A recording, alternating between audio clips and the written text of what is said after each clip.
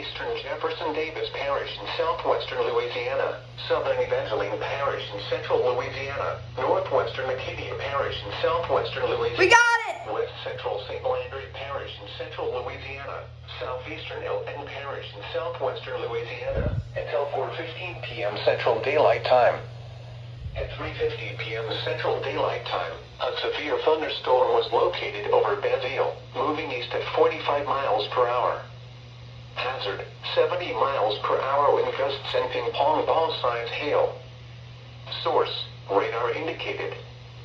Impact, people and animals outdoors will be injured. Expect hail damage to roofs, siding, windows, and vehicles. Expect considerable tree damage. Wind damage is also likely to mobile homes, roofs, and outbuildings.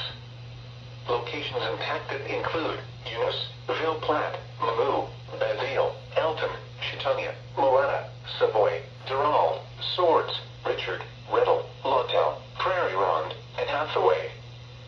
For your protection, move to an interior room on the lowest floor of a building. A tornado watch remains in effect until 7 p.m. Central Daylight Time for central and southwestern Louisiana.